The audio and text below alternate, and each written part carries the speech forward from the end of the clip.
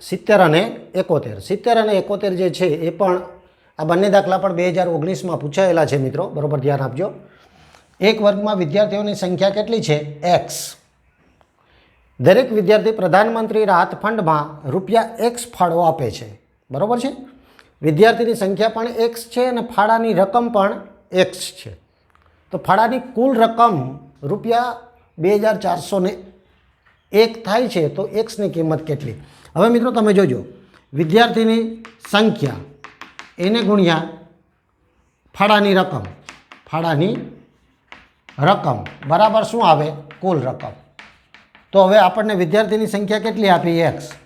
ફાળાની રકમ પણ x. કુલ રકમ આપણને 2401 આપેલી છે. હવે x ગુણ્યા x એટલે xનો વર્ગ બરાબર 2401. હવે xનો વર્ગ છે એનું વર્ગમૂળ શું થાય? x. ને 2401નું વર્ગમૂળ, મિત્રો મેં તમને 50 સુધીના વર્ગ પાકા કરવાના વાત કરી હતી કે 50 સુધીના વર્ગ કડકડાટ મોઢે હોવા જોઈએ. તો 2401 છે એ 49 એનું વર્ગમૂળ થશે. 49નો તમે વર્ગ કરો તો 2401 મળે છે, બરાબર. એટલે એક્સની કિંમત આપણને કેટલી મળી? 49. એટલે એક્સની કિંમત 49 મળશે. આ 49 વિકલ્પ આપણો સાચો થાય, બરાબર. એ જ પ્રમાણે જો આ 71મો દાખલો છે, ત્રિકોણ એબીસીમાં ખૂણો બી છે એ કાટખૂણો છે, 90 અંશ એટલે કાટખૂણો. જો કાટખૂણો આ રીતે, અહીંયા ખૂણો બી છે, એ બી અને સી. હવે અહીંયા શું કીધું છે? આ બી છે એ કાટખૂણો છે, આ 90 અંશનો, બરાબર. હવે એસીનું માપ આપણને, આ એસી એટલે આ 13 અને બીસી એટલે આ માપ આપણને આપી દીધું 5 સેમી છે. તો આપણને એ બી એટલે કે આ માપ આપણે શોધવાનું છે. હવે મિત્રો તમને ખબર હશે પાયથાગોરસના પ્રમેયની અંદર, બરાબર, આ કર્ણ છે ને આ બે બાજુ છે. તો પાયથાગોરસના પ્રમેયમાં શું થાય કે કર્ણનો વર્ગ બરાબર બે બાજુના માપના વર્ગનો સરવાળો. એટલે કે આ રીતે એસીનો વર્ગ બરાબર એબીનો વર્ગ વત્તા બીસીનો વર્ગ.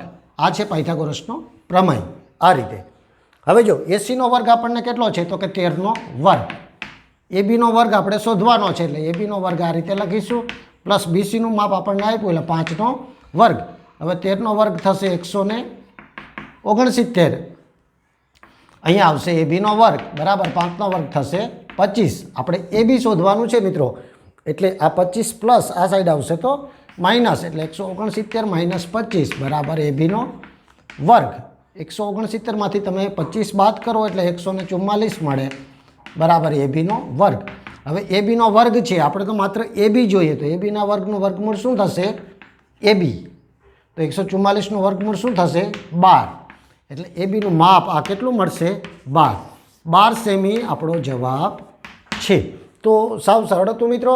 આ રીતે વિડીયો જોઈએ, આવા દાખલા શીખતા રહેજો, લાઇક કરતા રહેજો અને આ ચેનલને સબસ્ક્રાઈબ કરતા રહેજો.